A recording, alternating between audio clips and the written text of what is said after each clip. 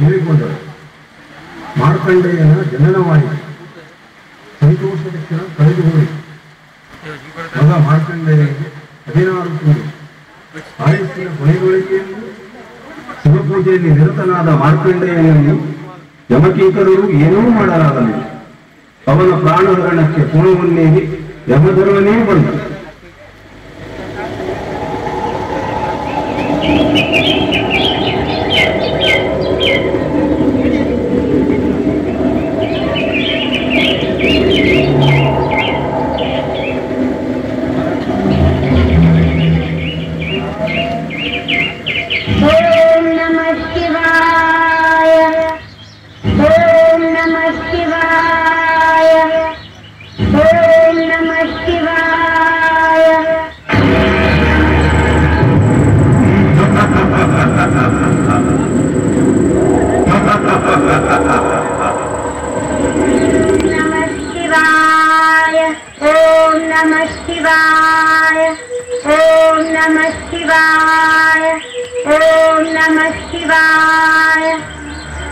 ಮಾರ್ಕಂಡೇಯ,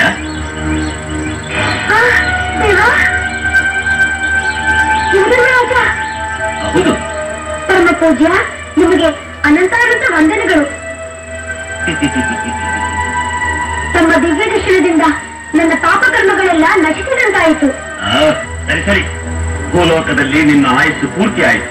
ಶಿವ ಸಾನ್ನಿಧ್ಯವನ್ನು ಬಿಟ್ಟು ಹೊರಗೆ ಬಾ. ಸ್ವಲ್ಪ ತಾಳೆ ತಂದೆ, ಶಿವಪೂಜೆಯನ್ನು ಮುಗಿಸಿ ಬಂದು ಬಿಡುತ್ತೇನೆ. ಬಾಲಕ, ಕಾಲವು ಯಾರಿಗೂ ಕಾಯುವುದಿಲ್ಲ, ಮೃತ್ಯುವು ಯಾರಿಗೂ ಮಣಿಯುವುದಿಲ್ಲ, ಸಾವು ಯಾರಿಗೂ ಸೋಲುವುದಿಲ್ಲ. ನಾನು ಶಿವ ಸಾನ್ನಿಧ್ಯವನ್ನು ಬಿಟ್ಟು ಬರಲಾರೆ, ಮನ್ನಿಸಬೇಕು. ಬಾಲಕನೆಂದು ಕರುಣೆಯಿಂದ ವರ್ತಿಸಿದೆನು, ಶಿವಭಕ್ತನೆಂದು ಸರಳತೆಯಿಂದ ನಡೆದನು. ಈ ಯಮಧರ್ಮನ ಉಗ್ರಾವತಾರವು ನೀನು ನೋಡಿಲ್ಲ. ಈಗ ನೋಡು, ನನ್ನ ಪಾಶವನ್ನು ಹಾಕಿ ಸೆಳೆದೊಯ್ಯುವಾಗ ಅದಾರು ನಿನ್ನನ್ನು ಕಾಪಾಡುವರು ನಾನು ನೋಡಿದೆನು.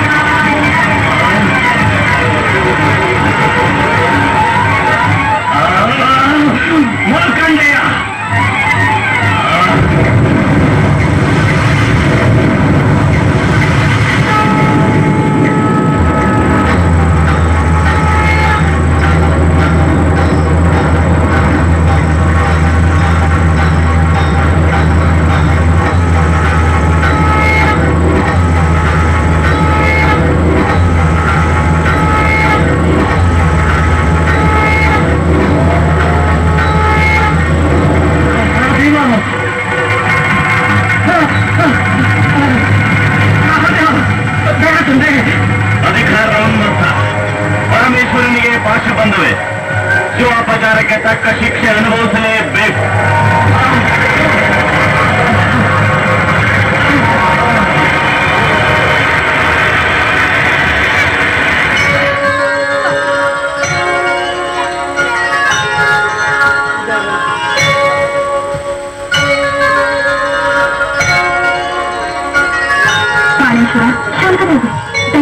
ಯಮಧರ್ಮರಾಜ,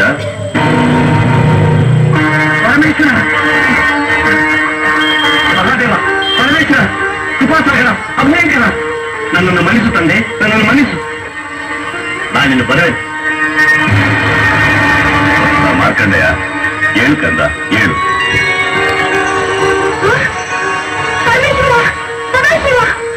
ನಿನ್ನನ್ನು ಕಂಡಲೇ ತಂದೆ, ಈ ಬಡಕಾಯಿಯನ್ನು ಕಾಪಾಡಲು ನೋಡಿ ಬಂದೆಯಾ ದೇವ? ಮಾರ್ಕಂಡೇಯ, ನಿನಗೆ ಹುಟ್ಟು ಸಾವು ಯಾವುದೂ ಇಲ್ಲ. ನೀನು ಚಿರಂಜೀವಿ. ಅನುಗ್ರಹಿಸಿನಾಗಲೂ ದೇವ, ದೇವ